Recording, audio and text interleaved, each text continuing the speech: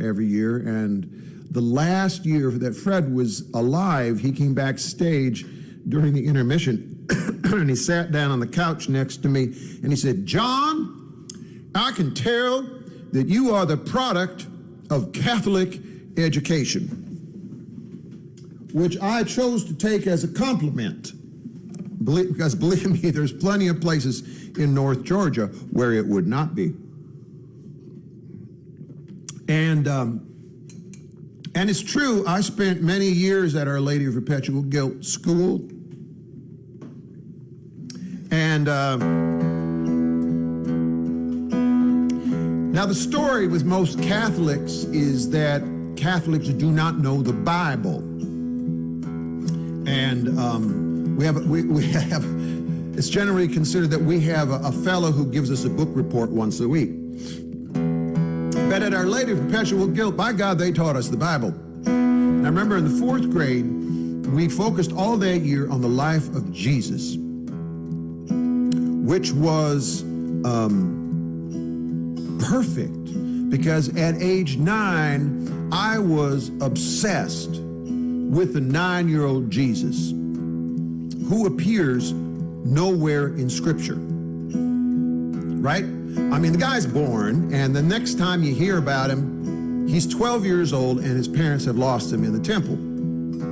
And then he disappears for another 18 years, and he shows up when he's 30, which, if you think about it, back then, was not a young man, not back in the year 30. And they didn't even know it was the year 30. So I had to imagine what the 9-year-old Jesus would have been like. And I remember that night, Fred asked me, because I was telling him this story, and he said, "John, when you were 9 years old, what were you like?" I said, "Fred, I was a hyperactive, bookish, socially awkward loser." He thought a bit and he smiled and said, "Perfect. This is for Fred. Me and Jesus would have been buddies if we'd met back in school. Look at who he ran with. They were not remotely cool. Tax collectors, fishermen, it's mighty plain to see. He gravitated to the folks who seemed a lot like me.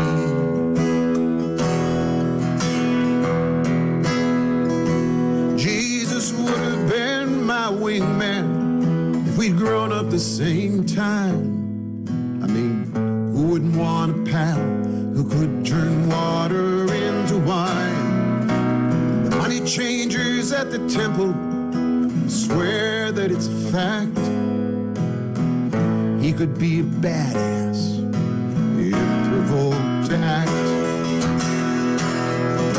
Jesus, he liked losers. He hung with bums and whores. Never made him nervous when surrounded by the poor. And I think he would have liked my neighborhood, though he'd never cuss or fight.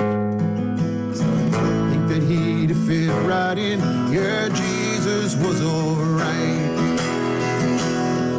And I'm thinking about religion as it survives today. Truly makes me wonder, what would Jesus say to see the money changers back in charge again? Feels like he's gone AWOL, still I spot him now and then.